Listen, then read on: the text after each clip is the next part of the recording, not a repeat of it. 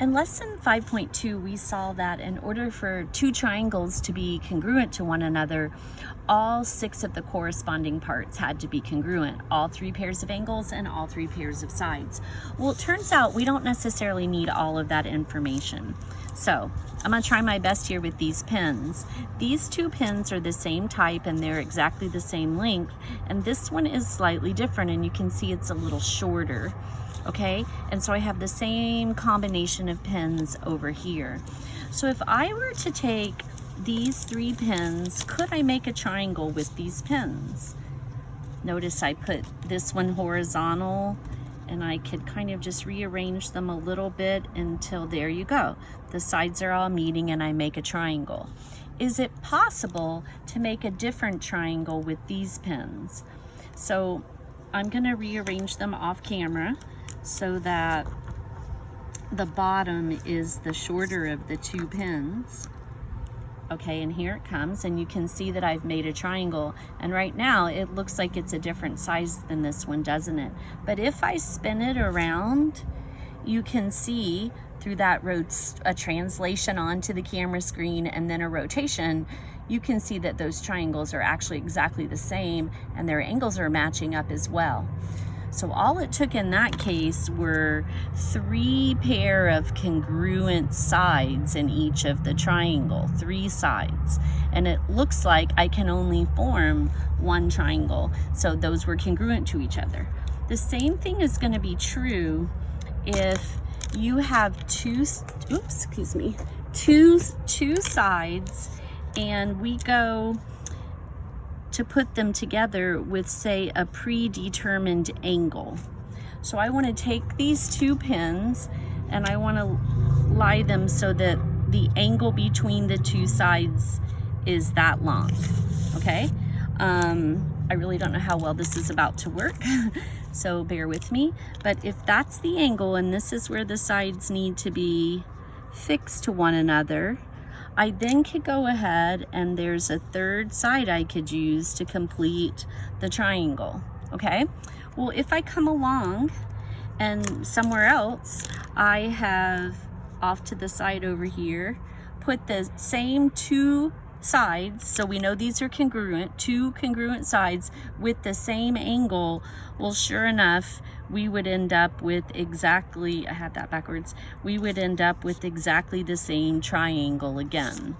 So in each case, the triangles had the same 2 side lengths that were connected at a predetermined angle, and then there's only one way to finish that triangle, and that's going to guarantee that if you move one on top of the other, they're going to be congruent.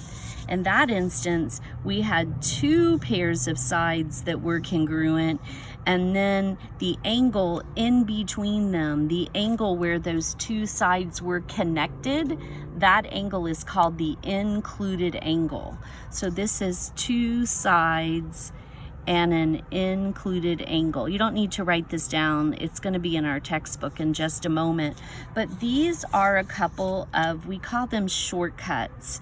And it's a quicker way to prove that we have congruent triangles without having to list all 6 parts. Let's see that come into use in lesson 5.3. So in our book, I'm on page 295. And we're going to get to use these 2 theorems. So side, side, side, this is what we call a congruency shortcut.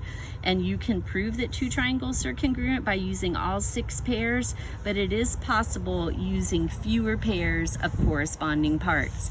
If 2 triangles have the same 3 sides lengths, then you'll be able to map one on top of the other and they're going to be congruent. So side, side, side is a congruency shortcut. And so is side, angle, side. Side, side, side, and side, angle, side. And I just kind of loosely illustrated those with the pins. So looking at a proof, we're trying to prove that the triangle on the left, QRT, is congruent to SRT. And we have been given a couple things. We've been told that it's an isosceles triangle. An isosceles triangle has at least 2 congruent sides. So the biggest triangle in the picture is isosceles, with QR being congruent to SR. Notice that was written down here in my flowchart proof, and given was the reason. They go on to say that ray RT bisects QS at point T. So when it hits right here at point T, it bisects that side. So we've been told that it was given, but what do I know as a direct result of that? I know that it split side QS then up into two equal pieces. Specifically, QT is congruent to ST, and that's the definition of a segment bisector. That's what it means to bisect something. You cut it into two equal pieces. Okay, so that statement, along with this statement, along with one more statement, is going to lead to our congruent triangles. And we're using side, side, side. So we've got a pair of congruent sides, a pair of congruent sides. So what's missing is our third pair of congruent sides. Well, if you go back and look at the picture, we know that the two triangles share a side, and anytime they share a side, that side's going to be congruent in both triangles. Anything is congruent to itself. So we can say that RT is congruent to RT by the reflexive property, and they're our third pair of sides. A pair of sides, a pair of sides, a pair of sides. That's enough to say that we can use the shortcut of side, side, side, and we know for sure those triangles are congruent. All right, so let's try it on our own. So we've been given some information, a picture, and the proof is partially done for us. We want to prove that the top triangle is congruent to the bottom. So given was that ABD was congruent, and in these two segments are congruent as well, and that's what's written in the first statement. So we, of course, know the reason for that is given. Is there anything else that we know is congruent? Because in our third and final step, we're done. Well, we can see that they share side AC, and AC is going to be congruent to itself. Anything's congruent to itself by the reflexive property. So there you have it. The triangles are congruent by side, side, side. Let's make sure they wrote this correctly. AB and AD are segments. Sure enough, AB and AD are congruent. BC and DC, BC and DC, and then the first and the last, A and C, A and C. Those all match up. Okay, we also can look at two triangles in the coordinate plane and actually calculate how long the sides are to see if numerically they match up and have the same length. So I'm not going to work through this example, but what they've done is they've graphed over 2 up 5 would be J, 1, 1 is K, and over 5 up 2 is L. And they've taken this triangle and then they use the distance formula to find the lengths of those three sides. Once they do that, they graph the second triangle and do the same thing, and then they compare the lengths. And in this case, they had a pair of sides, a pair of sides, a pair of sides, and they were able to say that they were congruent by side, side, side. We're gonna do it over here, and it'll be kind of lengthy, so I don't wanna spend too much time on the example because we have to use the distance formula. So I'm gonna go ahead and graph these two triangles. I want to use my darker pens and they might bleed through a little bit, but I want to be able to look at our different triangles. So I think I'll do it with the pens that won't bleed through those. So A, B, C. A is at 1, 1. B is on the y-axis at 0, 3. And C is over 2 up 5 at 2, 5. So we've got this triangle. Let me write those points. A was at 1, 1. B was at 0, 3, and C is at 2, 5. Okay, in our second triangle, E was at 1, negative 1, F is at 2, negative 5, and G is over at 4, negative 4. Oops, sorry, that's G.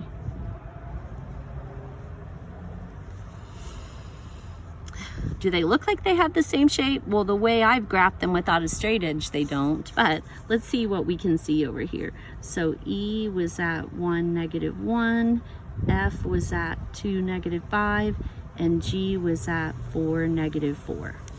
All right, so we want to see if AB is congruent to EF first of all. I'm going to do it bit by bit. So let me start by finding the length of AB. I'm going to use the distance formula, and remember that says that you subtract the x's. Let's just do the second one minus the first. 0 minus 1 squared plus, and then do the same thing with the y's. 3 minus 1 squared. So 0 minus 1, -1, which is going to be squared. 3 minus 1 is 2 squared. Well, -1 squared is still +1, and 2 squared is 4. So I end up with the square root of 5 for AB. If I don't get the same for EF, I can stop right there because my first pair of sides is not congruent. Let's see what we get. So to find the distance between E and F, subtract the x's. I'll do 2 minus 1, and then subtract the y's. -5 minus -1. That has to be squared as well. All right, 2 minus 1 is 1. 1 squared, that becomes addition, plus -4 squared. I just want to make sure I haven't copied any points down wrong. Okay, all right, so we end up with the square root of 1 plus 16, or the square root of 17. Since AB is not equal to EF, I can just say that these aren't congruent to each other. AB was the square root of 5. EF was the square root of 17. However, it looks like they're going to force us to keep going because that's not one of our choices down here. Let's go ahead and we'll just do AC, I guess. All right, so I'm going to find the length of AC. I'll go back over here to the orange. So if I want to find the distance between A and C, I want to do 2 minus 1, x minus x squared, plus 5 minus 1, 5 minus 1 squared. So that's going to end up being 1 squared plus 4 squared, which is 16 plus 1, or the square root of 17. So that was AC, and AC should be congruent to EG. So let's go ahead and find EG. So the distance between E and G. So x minus x, we have 4 minus 1 squared plus G was at -4. That's -4 minus -1. So that's going to be the square root of 3 squared plus, that becomes addition, -3 squared. Either way, we're going to get 9 though. So we have 9 plus 9, or the square root of 18. And those aren't equal as well, are they? EG and AC should be equal if the sides are congruent to one another. So these are not equal. These were not equal either. So that is what they say down here in the next line. Nope, that's not correct either.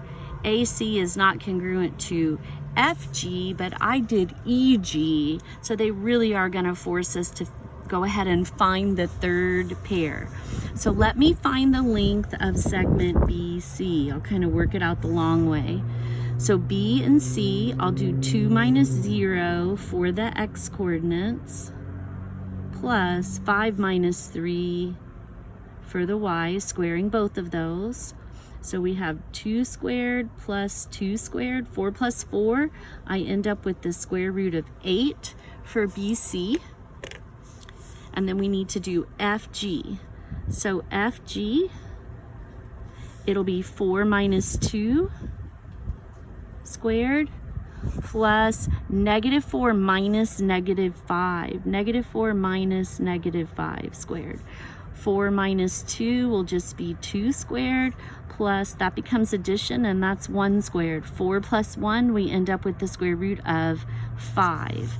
All right, there you go. BC is the square root of 8. FG is the square root of 5. That's why specifically, I mean, I knew they weren't congruent right at the very beginning, but in terms of my multiple choice answers, I had to decide which one was our reason. And up here, they didn't have the parts matched up correctly. AC was never supposed to be equal to FG. A and C were first and last, and F and G were second and last. But BC did match up with FG. So there you go. They're not congruent because of B. All right, sorry. In my example, I also said that one of our shortcuts are two congruent sides plus the angle where those two sides are connected, the angle that's included between them. So if two sides in the included angle of one triangle are congruent to two sides in the included angle of a second triangle, then the triangles are congruent. That's our side angle side congruency shortcut. So let's just look at these two quick proofs and we'll be done. All right, so I'm sure everybody's seen this type of playground equipment. I think they call it a bird's nest, but we're trying to show that these two triangles that are highlighted are congruent to one another. They told us in the given right down here that KL is congruent to LM. It's a little hard maybe to see in the diagram, and that angle JLK, which is this one, is congruent to angle JLM, which is that one. So we want to show that the two triangles are congruent to one another. All right, so they give us the pair of sides that I initially marked. That was given. Then they write the angles, so that's also given. They split the given statement up. And then we're left to come up with something on our own, excuse me. So I'm not really sure if you can see those triangles in the video, so let me just redraw them quickly and show you what I've labeled. So I labeled ML congruent to KL and these angles congruent to one another, and that's all we were given. Well, sure enough, there's something else that we know to be congruent, and it's the side that the two triangles share. So any side is going to be congruent to itself. JL is congruent to JL, and that's the reflexive property.